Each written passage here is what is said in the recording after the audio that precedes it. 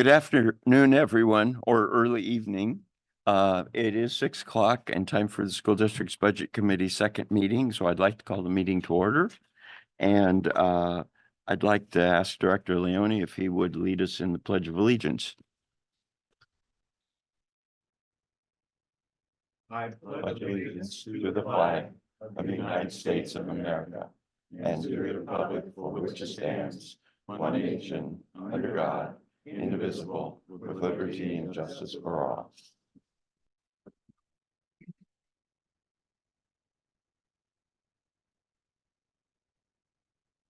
Thank you very much. The first action item on the agenda is approval of the minutes. They were mailed out and they are at your place. Did anyone have any questions or corrections to the minutes? I would move to approve them. Second. Motion is second to approve the minutes. All those in favor say aye. Aye. And no, none. They are approved. Fine job. Oh, Coordinated. I gotta remember.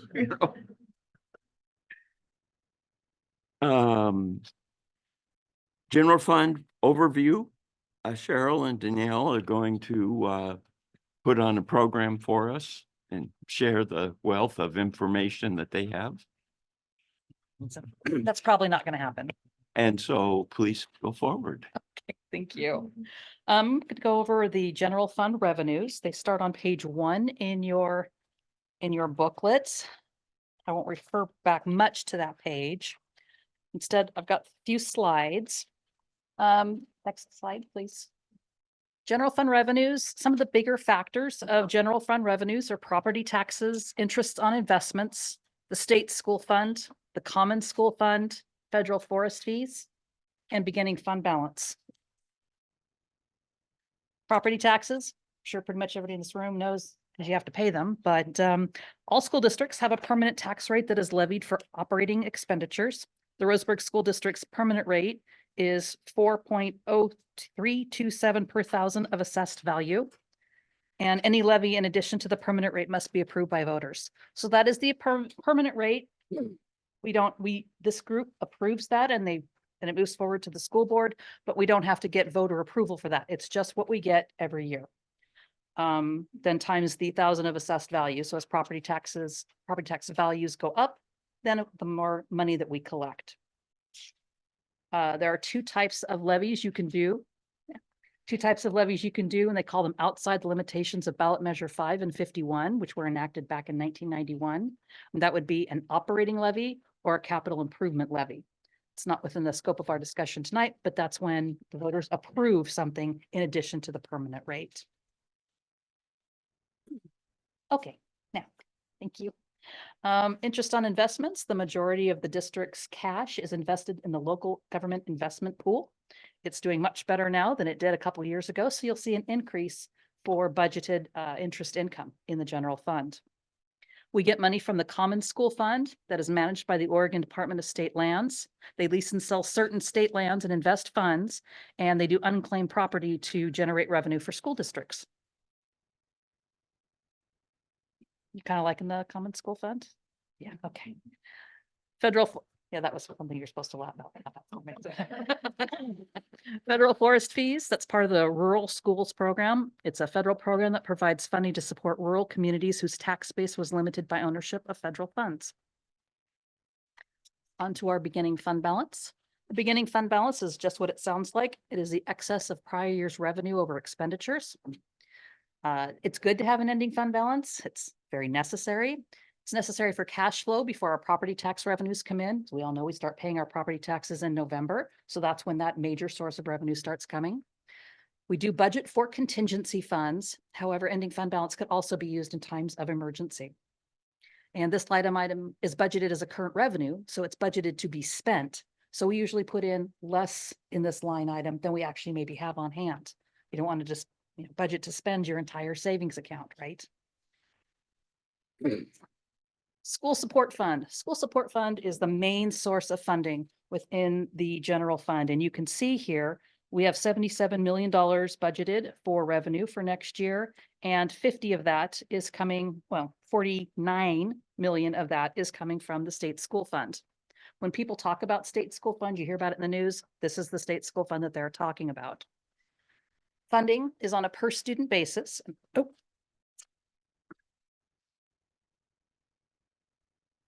At your places, you have a handout.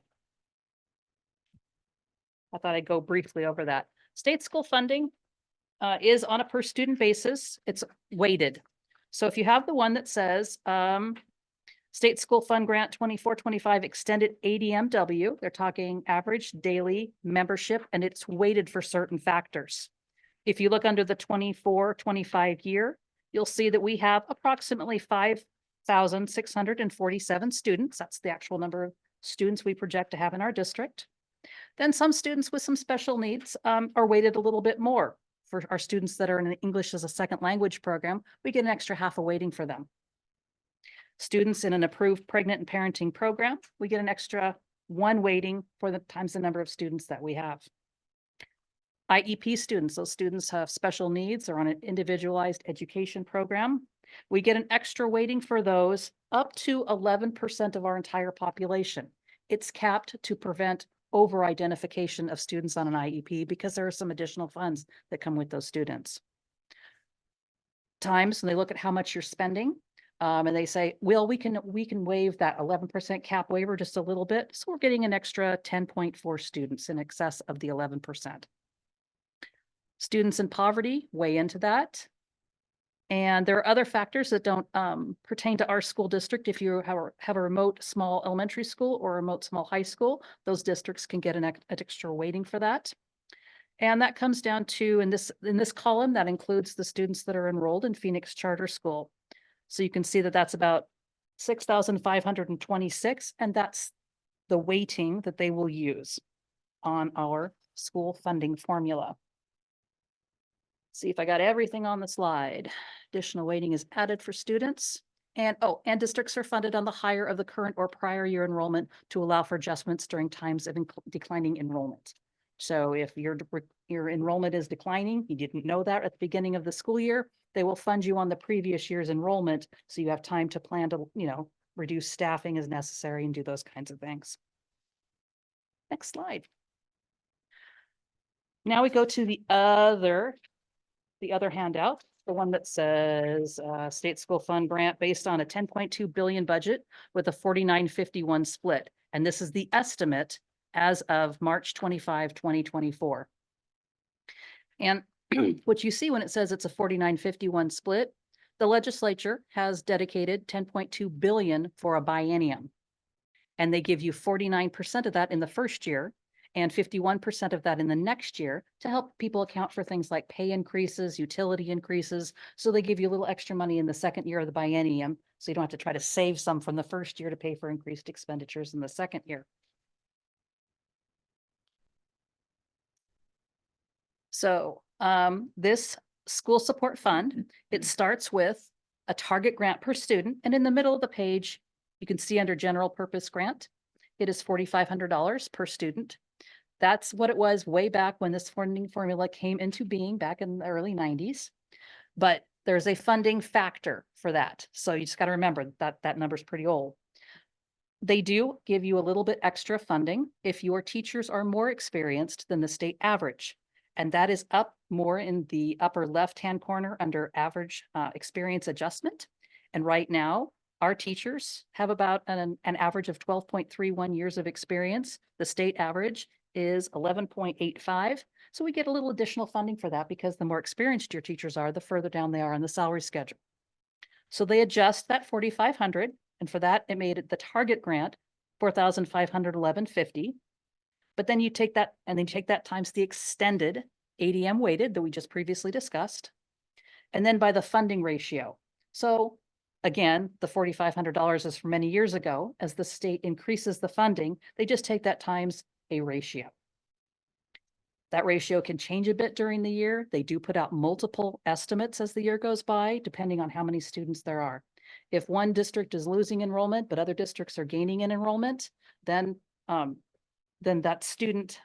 districts that have more students get more of the pie. If we are all declining in enrollment and there's the same number for the, then the pie is the little pieces of pie. I'm not doing this well at all tonight. I need to drink more water.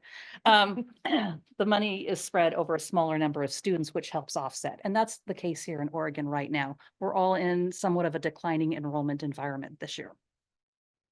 So then that takes us down to $68 million, and that is our general purpose grant. Then if you go down to the next line, we add the general purpose grant to the transportation grant. Students are reimbursed 70% of their student transportation costs. You can be reimbursed up to 90%, but it's based on your geographic region if you travel very, very far in a small school district. We're at a 70% reimbursement, and that is added in our transportation grant. 70% of our estimated expenditures is 3.2 million, and that comes to a total formula revenue of 72 million. Then the state, some revenue that is part of the state support is received directly by the school district, and that includes property taxes, the common school fund, the county school fund. And since that's received directly by the school district, it does not flow through the Oregon Department of Education. So that's why on this form it is deducted, and those local revenues are in the upper left-hand quadrant. So that gets us down to the state school fund grant of 50 million. Now you might say, sure, over here, you've budgeted for a little bit less than that, because I've said they used some estimates on student enrollment, and I decreased those estimates because I know we probably won't have that many students. But generally speaking, most of the numbers on this page will match the budget that is in your document. The local revenue estimates are estimates that the school district makes in December of the prior year. So these estimates were made by us in December of 23 for the 24-25 school year. So get out your crystal ball there a little bit. I think I've got everything on that slide, Michelle. Oh, end of slideshow. Okay. Current enrollment in the district. About, If you look at, it's approximately what was on this page right here, 5,647. It's going to Okay. be, I'm going to guess it's a little bit less, and that does, Got it. of course, include Phoenix Charter School. Thank Basic school support is only recorded and used within the general fund with. Can I ask a question also? Yeah. The second chart that you went over, that's the fundamental structure for the methodology for putting your budget together for what we're going to have. Is that right? This is the formula that is in statute, and it is the formula that all school districts are funded by. Okay. And yes, we look for this. It is due to schools the first week in March every year, and we look for this in order to develop this budget document. Okay. And it's the statewide methodology. It is. All right. That's correct. Thank you. Sorry to interrupt. And these can be found on the school district website, along with a bit of additional information. If you really want to know where $10.2 billion goes, go to the state school fund website and look for estimates. How do you come up with a number of students in poverty? That is data that is gathered, probably the local foster system in poverty. Sorry, the census data. Census data does the one in poverty, and foster kids are from the foster care system. We don't collect that data. State. So Yes. The state says we have 821 kids. Correct. And do you know if the state uses the federal number for poverty level in terms of income to determine that? So if it's $36,000 a year, we have 821 students, or let's say 800 students that families make 36,000 or below. How do they come up with that? Because it seems to me like we have a lot more students in poverty than 820. And so, You have a better answer than me. I believe it's the census data that they use for that. We've wrangled with the state on Mhm. these Yeah. numbers for some time now because they use the SNAP. So they use they say they use the federal guidelines. It depends on number of people in the household for that. We're kind of told we get what we get. by that number. right, And, but I would, and being in and out of our schools would be surprised that mhm. the poverty rate. Well, and if it's low for us, it's perhaps low for other school districts. Right. Again, we're all funded from that same pie. Right. So if they increased ours, then everybody would get less. If the methodology is flawed, it's flawed for all of us. Right. So do those numbers play off of the numbers that we talked about last meeting and how the schools are, like, I think Fir Grove was 94%. So those numbers equate to those, to Those 821. those numbers that we talked about, I think were in association with like the school lunch program. And the school Okay. lunch program is based on, it can be income application based. It's also Medicaid based. And the number of families on SNAP benefits. Okay. And these are just based on SNAP benefits, or this is census? I believe Oh, this is census data. Okay. Okay. I was asked the question, is basic school support only in the general fund or is it in other funds? The majority of our basic school support fund is in the general fund. There is a small, less than $30,000 lunch match that's required. So we have to transfer about $30,000 a year from our general fund, state school funds directly to our nutrition services fund. Another question that came through this last week is it looks like there's about a $4 million increase from this year's proposed budget to last year's adopted budget. And that's due to two things. Our school support funding went up. It went up again. They give us 49% in the first year and 51% in the second year. So the numbers go up. Okay. And we also have budgeted quite a bit more, you'll see, in interest on investments. We were making not a lot for a long time, and now we're making money on that. So more in the 6% range, 5 to 6%. So that's the majority of the increases. Is there any other questions on general fund revenue? Anything you guys noticed when you were poring over it this week in lots of detail? Okay, then I'll turn it over to Danielle for expenditures. I'm going to go over the slide that I emailed and just kind of give a little more information on each slide. So these are our general fund proposed expenditures. The impacts to general fund expenditures that you're going to see in the proposed budget is FTE, bargaining, softball field, and then just aligning the expenditures to our actuals. Some changes in FTE, our HR director position was removed from the budget this year. We did remove some placeholder FTEs that we had budgeted for unanticipated needs. We aligned our actual FTE, so as the needs of the district changed throughout last year, it looks different for what it's going to look like this coming year. And so we make those adjustments. And then we removed temporary positions that were intended for the current year only. So in the school year that we're in right now. I have a question. Mhm. So the HR director position, I know what the answer is, but I'll make sure everybody else does. Was removed from page 151. Mhm. Is that position removed completely, or do we have an HR director? We have an HR director as a stipend instead of a payroll a position. And so that FTE is not included in the current budget, but we do have an HR director. Kevin be sitting to my left. Well,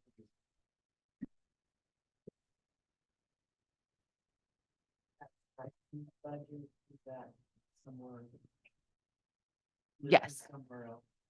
It is in the budget document. I believe it's still in, I'll find the page for you that it's on and let you know what page it's on, because I'm not sure what page it's on.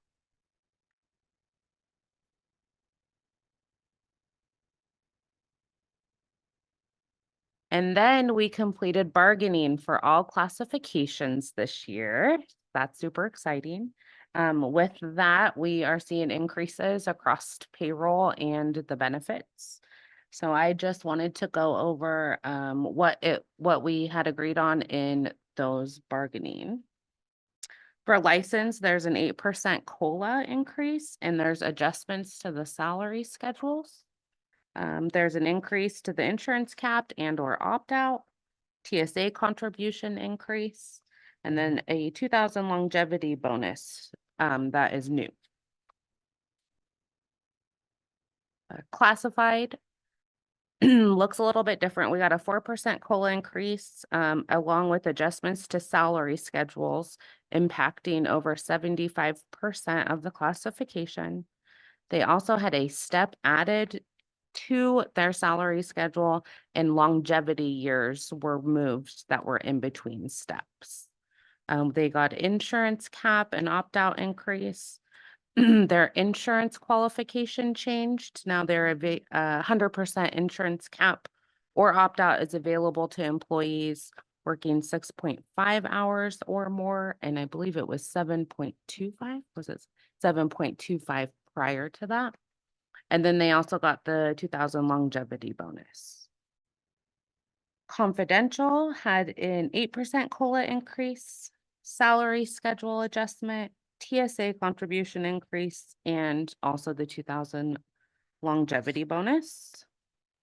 Admin got the 8% COLA increase, adjustments to the salary schedule, TSA contribution increase, and the $2,000 longevity bonus.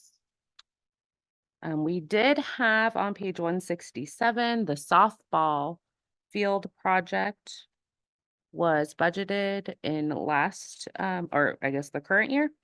This budget, our proposed budget, is removing that $500,000 because the project has been completed.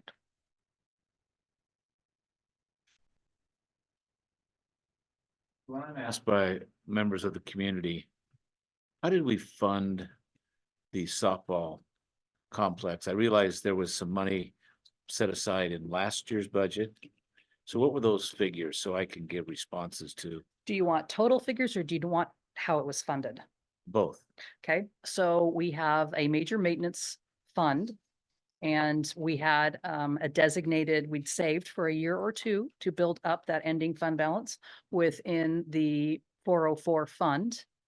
And in addition, this year, we put 500,000 because we had the room in the general fund budget by some other efficiencies that we created. We reserved for 500,000 within the general fund. The whole entire field is coming in at about $2.3 million. And is that over? Did we have something projected initially, or it obviously probably ran over budget? Or, Actually, Go ran ahead. under budget, my budget. okay, We put 2.5 on the price tag. did you? Okay. And we had set aside $500,000 in 2 previous years, right? So we had $1 million that had been set aside for the project in the 404 fund. So it was additional 1. And so the 1.3 came from, In the 22-23 year, we added 500,000 to, or reserved within the 404. Mhm. We did that again in this current year of 23-24. Plus, we set aside that 500,000 within the general fund. So we were $1.5 million prepared, but we knew it would be more, and we knew we had the ending fund balance within that 404 major maintenance fund.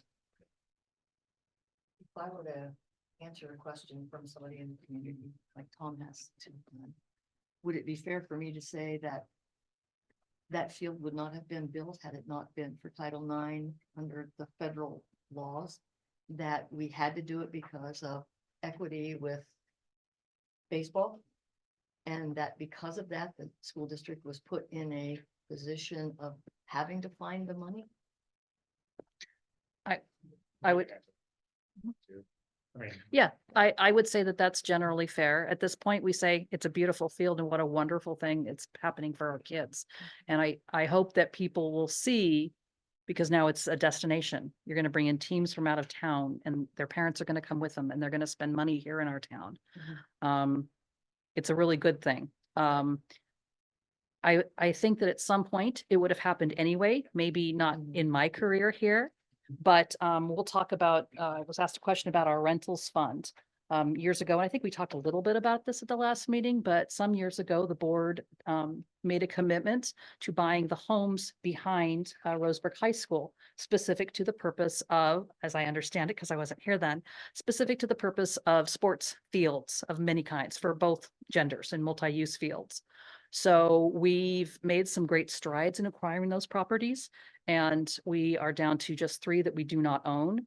And when we do own all of those properties, we can begin the process of turning them into public reserve. And we're on a conditional use permit for our softball field in the interest of time. And that's way too much information, but anyway, so I guess I want to be able to answer the Mhm. question. When often, and I'm just gonna say this out loud, oftentimes people will say, well, they asked for a bond measure and they didn't get it from us, and then they turn around and I want to be able to say, but it had to be done. yes, And the district was not only frugal, but they were accountable to everything that they needed to do. thank you. I think that's a really great answer. And I would just add to that, I think that's great. I think this is, people do ask this question in the community, and the softball field is one of those things. I would just say, at least since I've been here, and this is year 5 for me, we've been looking at how to improve our facilities every year. The first year I got here, we jumped into the bond. And we talked about field space. And we talked about, some equities we have. If you go to the locker room space or the high school, we take a look at educational equity in terms of like where our buildings are. So it's been a conversation. We talked about a softball stadium before Title IX. That bill was a provocation to move in a little different timeline, right? And I don't like the federal government funding that's not happening personally. And that was a complex kind of situation. But the great thing, to Cheryl's point, is we were able to do something that's great for the community there.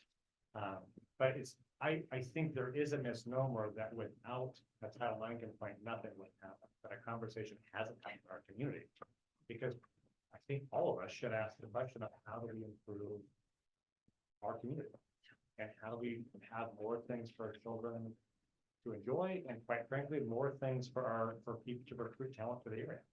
And so that particular process did kind of, there was some timelines on that process for conciliation that did have us move quickly. It was about 13 or 14 months by the time we really got moving on that. So that did speed things up, and kudos to the board and other people. And quite frankly, kudos that we had been in a financial position to do what we did.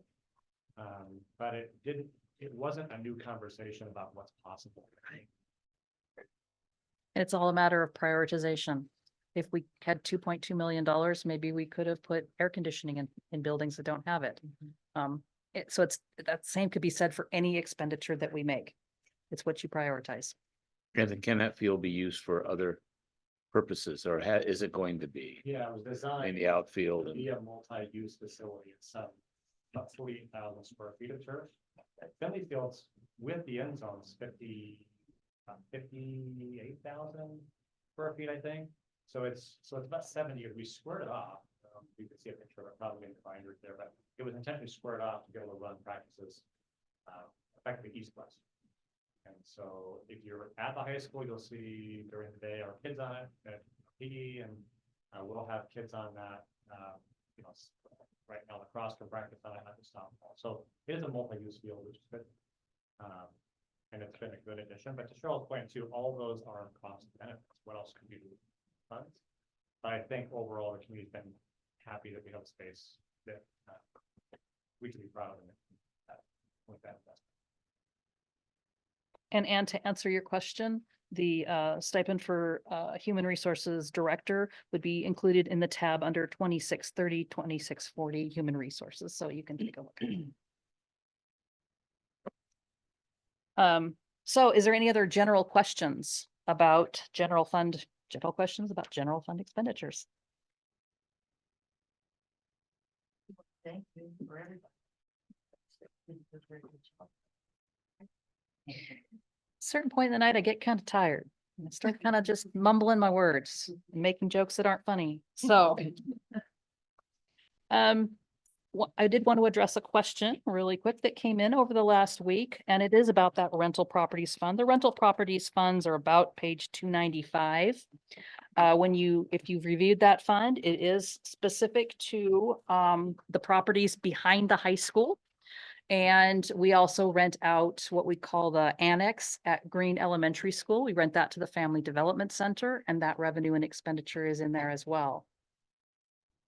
So I was asked, where does the rental income come from? It comes from the renters in those homes. So then we wanted to I wanted to highlight, haven't done that much, the child nutrition program. Child nutrition program is on page 311. All schools, as we discussed last week, all schools are on the community eligibility provision. Melrose is on a slightly different one, so they did collect free and reduced lunch applications, but we serve meals free, breakfast and lunch to all of our students. We also serve a supper program, and we also serve meals during the summertime. If you turn to the page of revenue, I've highlighted, or I'll go over some of these. The revenue that's budgeted in the 4,000 functions, the ones that are called breakfast reimbursement and lunch reimbursement, that's the reimbursement we get from the federal government for making and providing those meals to students. The program that's referred to as CACFP is Child and Adult Food Care Programs, and that's the after-school meals we have at our secondaries. We have students there doing practices, clubs, all kinds of things. They can go down and get a meal. We also do our summer food service program. That's the Lunchbox Express you see driving around in the schools in the summertime, and it's also going to serve kids at our early literacy summer schools and the summer school we have at Winchester. We do serve meals in this district during winter and spring breaks. That's not always terribly common. Those aren't reimbursable meals, so they cannot be charged to our nonprofit food service fund. And so the small cost for those meals is absorbed within our general fund. And there is also a $32.99 state sourced support for nutrition services. That's what the state pays us to provide meals to students. That's increased greatly in the last few years. And it also could include some of our farm to table or farm to school grants. We buy local fruits and vegetables from our local farm and other products. Over on the coast, they buy a lot of fish that are local, and we serve that in our schools, and we get an extra grant money for that. I think I have anything else with the food service. And one other, I guess, I think it's interesting. On page 316, you'll see that our budget for nutrition services is going up a bit because of the time of COVID when we served so many meals, plus the inability to fully staff our kitchens. We've ended up with a little bit larger than normal ending fund balance. And in this case, we are spending it. We've been replacing some of our very old and outdated kitchen equipment to things that are much more food safe, refrigerated prep tables, things like that. We'll also be replacing a lot of our cafeteria tables in the district. And that is all I have for highlights of 299 and any questions we were asked. Is there any other budget question people were maybe afraid to ask? Now's the time.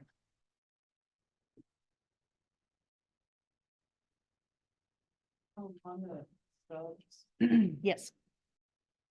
now, is that coming from ESD? Are they handling? Not so much anymore. They do a portion of the organization of it, but we go through an organization called EduStaff. And we get both our licensed and many of our classified subs through EduStaff. So when we budget, we're budgeting for edgy staff? When we are budgeting for substitutes, that's actually in a variety of ways. The services that we get through EduStaff are budgeted as a purchased service, so it's a 300. So when you see a 314 and 315 object number, that is our purchased service for those substitute costs. Because there is a lack of substitutes available, we also sometimes will pay our own staff to substitute, like a teacher might need to cover 2 classrooms during the day. And we give them an additional fund for that because they're doing twice the work. We have some specialists that we at times don't want to, but we might have to pull the PE teacher out and have that PE teacher teach a classroom for the day just because we don't have a sub. We'd love to hire one, but they're not always available. And so then we also compensate that PE teacher because they're not doing their normal work and they're teaching for the day. And that would be in our payroll lines throughout the budget at the schools.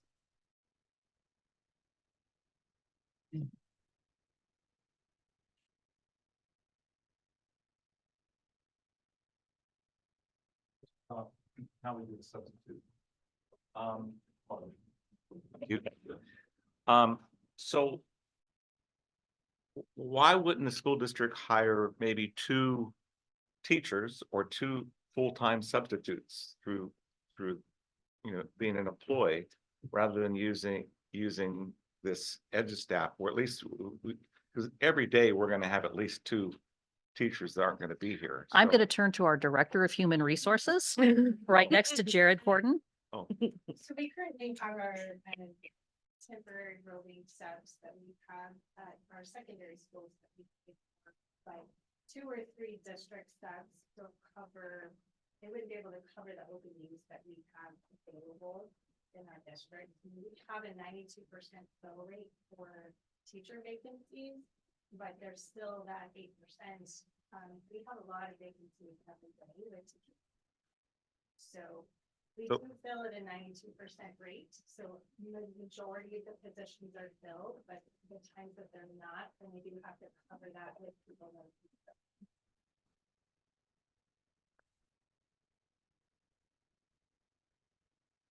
In answering the question, you said we do have some roving secondary We do. on staff substitutes. Those are ESSER funded, so they were temporary positions, so we will not have them next year. Because those were funded out of a grant that is going away. And how many were there? There's, And how effective was that?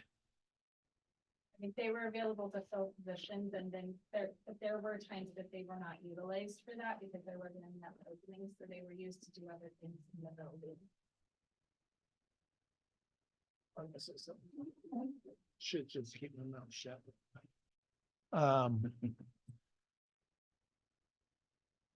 This is an issue statewide about shortage of staff in our negotiation teams.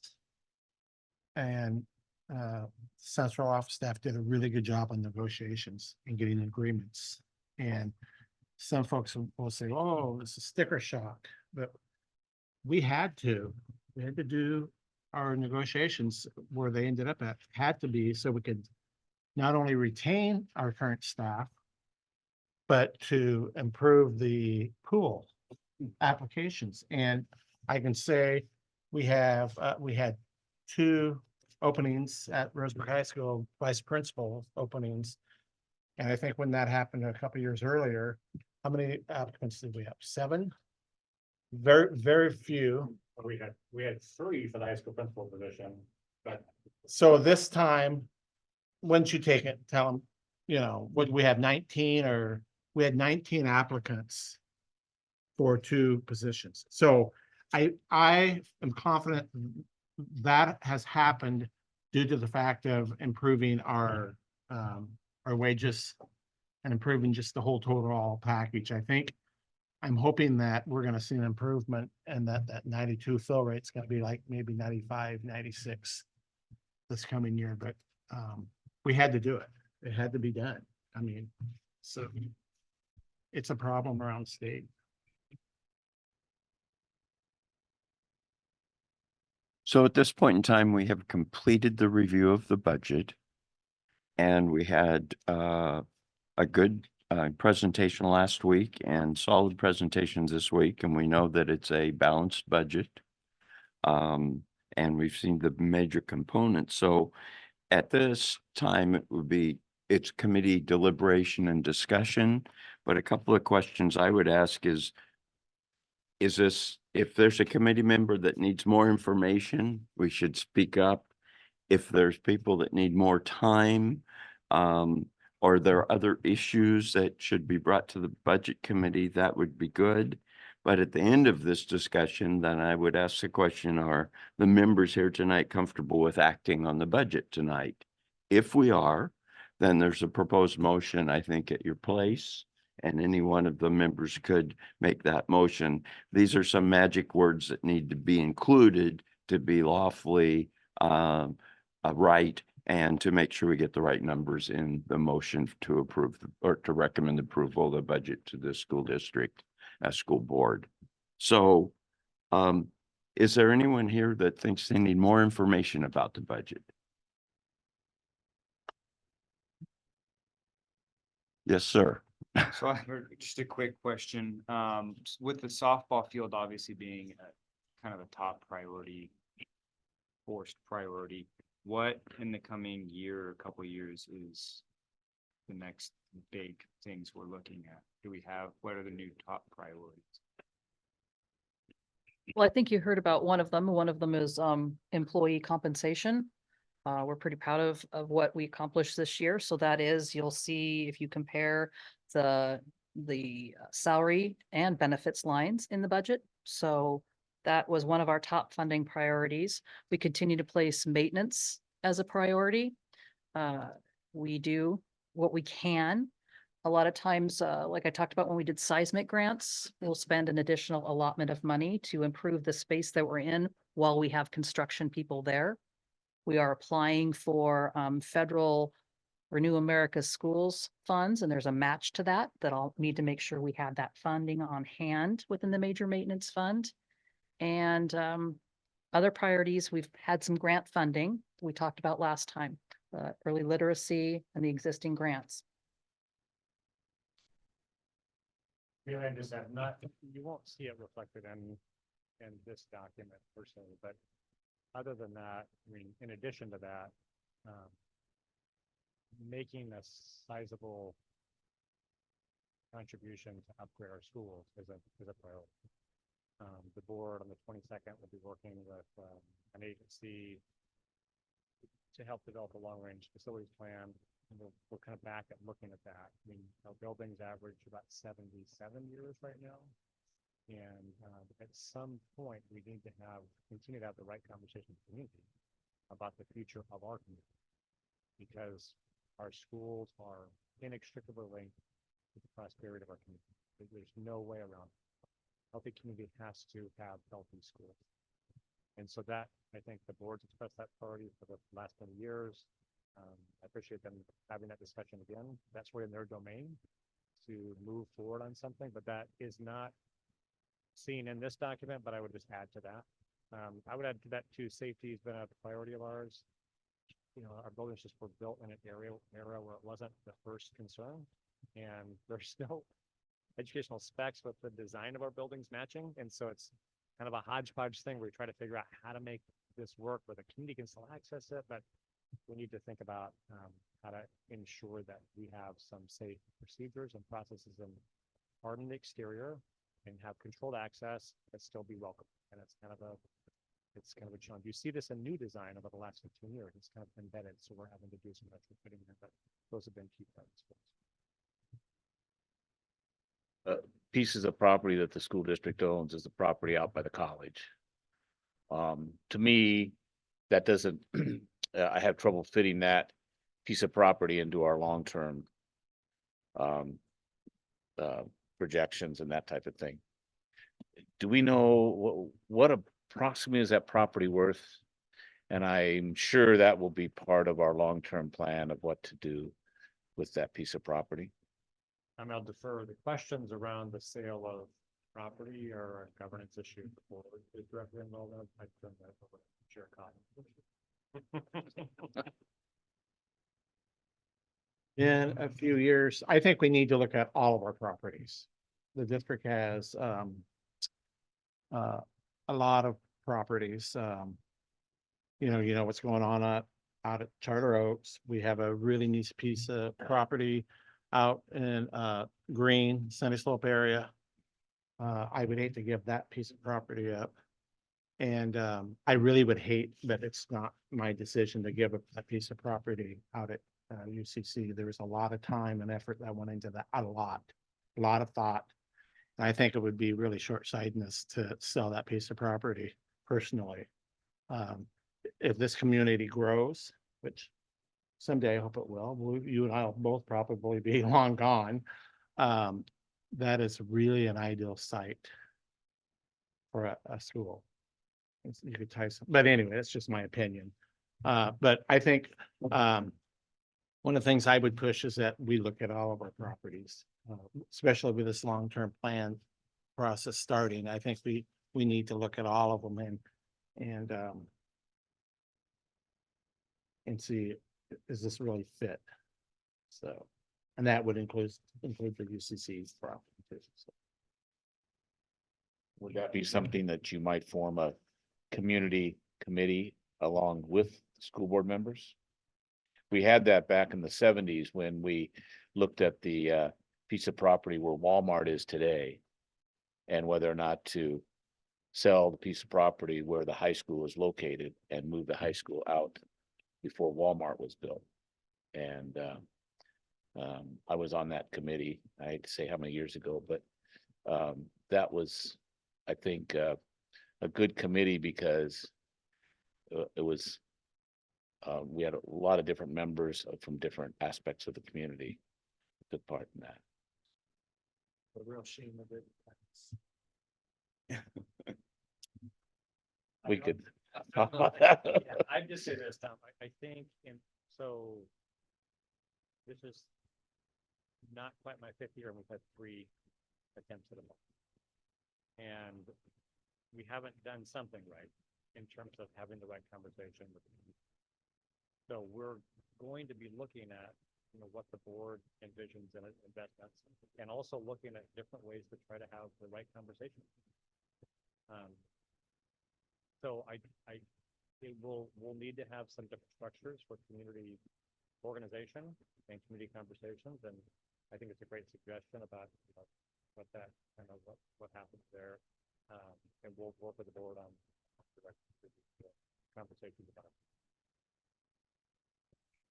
I just had a quick question. Is that, because that is some feedback I heard from community members is, why are we fixing up our old dilapidated schools? Why aren't we building a new school?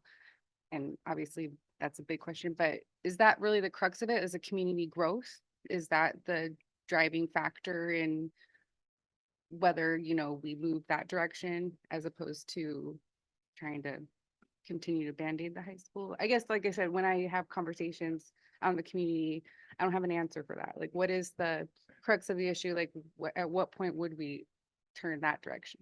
Toward a new build. Mhm. I mean, just from my experience so far, I feel like you're going to get a lot of community input or questions that they want black and white answers to. And what I've found, especially with the strategy on what we're going to do in terms of, the importance level of a project as opposed to the need or the mandatory situation with a project. There's a lot of different onion layers, climate of the legislation, if we're having House bills or Senate bills or grants or mandates from the state. I mean, the state mandated project like the softball field, obviously we're forced into a situation where that's the focus, that's the priority. Investments like Rod just stated, safety concerns, capacity issues. I mean, we have that school choice petition that's going around. I mean, in my opinion, and from my experience on the board so far, if that school petition thing goes through, we're a standard in terms of our strat plan in the state. I think there could be a huge influx of people that come to this area or students that come to our area to use our facilities. And so I think it's an ever-changing monster. Like you're really just dealing with the issues in real time. And so whatever the importance level is, or whatever the thing that we need to work on at this point in time, right now in 6 months, it could be something completely different. So, my advice when you're addressing the community on our strategy plan on what's most important, what priority takes place, what are we doing this now, what are we doing, is just to kind of explain the gravity of the complexity of what gets put on the pecking order 1, 2, 3, 4, and how quickly it can change from things that are outside of our control. Yeah, I would just say, I mean, in addition to that, we certainly will need to build some new buildings, right? There's I think the biggest probably hurdle, and this is probably something I have not been effective in messaging in the community, is if we look at an investment in schools as a tax burden as opposed to an investment. That's the shift a little bit. And so, and it is complex too, because we do have aging facilities. So there's this limit of where, you know, you can do polling and do some things we've done before to see what the willingness to, you know, what could we spend? And the problem, one of the issues that we've had is really since 2018, 19, the price of everything has just exploded, right? So a $25 million elementary school is now 42 million. And so it's really wrestling with those things. That's what a long range facility plan will help with, is really taking a look at like what needs to be fixed. What is the cost of that? We had in the first go around in 2019 with on some really interesting discussions about the old main, which was called the Heritage, which is a challenging name when you talk about, you know, taking down the heritage, right? And the board, we looked pretty hard at what is a remodel cost and what is a rebuild cost. And what we found in that building, it's probably the case in many of our buildings, it's less expensive to tear the building down and rebuild it. Now, we got some pushback in the first one about like, you can't take down this building. Like I had my first kiss there years ago. And I keep saying nostalgia is a seductive liar, right? Because things, but when we did some tours and people saw it, they were like, oh my gosh, this is age, right? It's 100 years old this year in terms of when it started being built. So I think some of it is that pragmatic look of like, what would it cost to put a blanket? And there's other complexities around, we have relatively small elementary schools. Most elementary schools, like in the metro area, not that we need to have one in the metro area, really would house easily 600, 700 kids. And so we have several elementaries of the low 200s. But then there's also the right discussion to have when you feel like you're taking a community school. So it's more of the process of a long-range facilities plans to take a look at what would we need, what are the pressing priorities? And it certainly will be a cost benefit of, do we put kind of money into this old building or do we rebuild? And so that's the work the board will be involved with. And I don't think the board is opposed to, and we haven't been in our plan to do some new building. But a new high school right now, they built a high school. We did one when I was on Beaverton. They did one in Sherwood recently. It was about $250 million. So when you look at like what we make in income rental, rental income behind the high school, it would take about 150 years just. So it's the question of like, what can we do? What's the right thing? But what we did find is like, even in the small investments we've made around the field is one of the only new things we've done since we've been here, is there's an excitement with our kids and the community by seeing something like we're worth doing, worth investing. So we hope we can engage people in the right conversation level.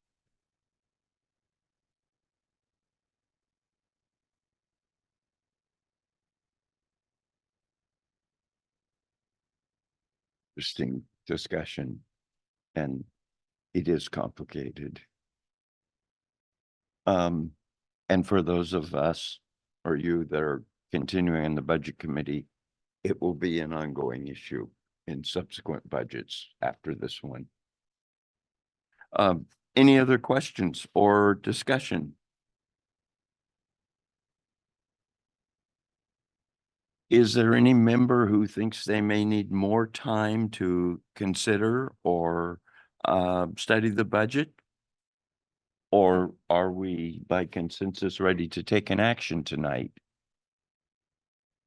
Mr. Kubik, I would make a motion to approve the 2024-25 proposed budget as presented in the amount of $130,393,776.29. And furthermore, I make a motion to approve the permanent property tax rate in the amount of $4.03 necessary to balance the 2024-25 general fund budget.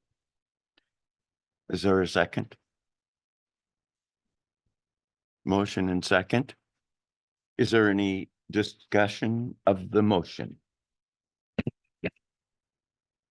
I'm going to ask that people raise their hand this time. All those in favor of approving the motions on the budget and forwarding it on through the rest of the process, please raise your hand.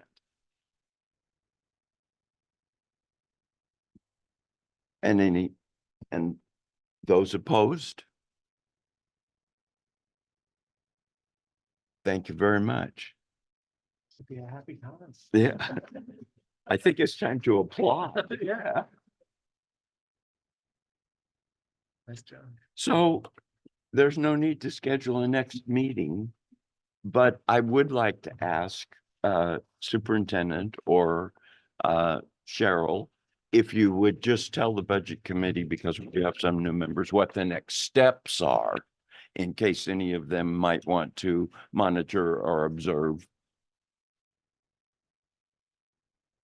The June board meeting, we will have what they call a budget hearing that consists of just the school board members of this committee. It will be held adjacent to a regularly scheduled June board meeting. And it gives the public one more opportunity to come and provide input or ask questions. We can also make any adjustments that we might need to make. Things happen between now and June that we know about, and we'd like to reflect those in the budget document. The board can make changes to the recommended budget within certain parameters, no more than 10% of a certain fund. They can certainly lower our expenditures, but can only increase by 10% of any one fund. And then they will adopt the budget and make the appropriate resolutions In a subsequent meeting or at the? at that meeting. The hearing closes, they go into regular session, and that's when they approve the resolution to appropriate the funds. That gives us the spending authority to levy the taxes and adopt the budget. Thank you. And you did say one thing that's really important for the citizen members of this budget committee, and that is that this is a guide for the board and there can be some adjustment, but with that coming back to the budget committee, there can't be a substantial change in the budget. The board itself can do a substantial change through a supplemental budget process, and that is after it's appropriately advertised. Right, okay. For the new members that came on this year, and hopefully everybody as you came on, if you've come on in the last few years, Tiffany sent out a copy of the OSBA Budget Committee Members Guide, and it does outline what we can and cannot do as a school district or as a school board in terms of the budget. And if there is a change, a supplemental budget hearing, is the budget committee informed? We can inform the budget committee. I don't believe that it is required.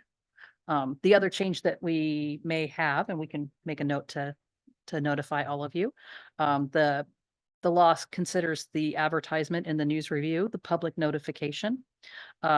If we receive a grant of any size that was unexpected at the time of the budget that we expect to budget or expend within that year, we can also do a resolution, the board can, for unanticipated revenues that weren't in the budget document. Oh, that's helpful. That's good information to have. Well, excellent work. Thank you so much. This was a short budget process and it is very interesting. And I'll ask for a motion to recess. Before we do that. Oh, yes. I'm gonna thank the citizen members to serve on this committee. Hope it was informative for you first time. And I hope that when we do get to the bond, when we have that discussion and as Tom said, I think we need to do things different. We've had this discussion last time afterwards. I'm not going to go into that, but perhaps she would like to serve to be, we need to get it. We need to get something going. And as Jared said, a new high school, 100-some million, over 100 million, middle school. I mean, there's not too many buildings that we're going to be able to replace or whatever the outcome is. It's just really tough, but I want to personally thank you for being here and I hope that we can count on you. Whatever type of committee we put together, because I do value, especially these two old men, their comments and everything. And Keith was on the board the last time we passed the bond. And so we've got lots of work to do and I hope we can count on you, Thomas. So anyway, thank you very much. I'd like to thank the school board for doing such a great job salary negotiations. We hear so many problems in the state and that will continue to increase with salary negotiation strikes and everything. The Portland Public Schools strike was a disaster. I don't know if Salem they proposed to go on strike, but I don't know if they ever, They have not gone on strike, but they are in the process of eliminating about 400. Actually, for about 550 because they're not doing that. So it was the business office. Not the board. Yeah. yeah, so our district is in great shape. Certainly, we have avoided the political issues so far. So thanks again for all that you do.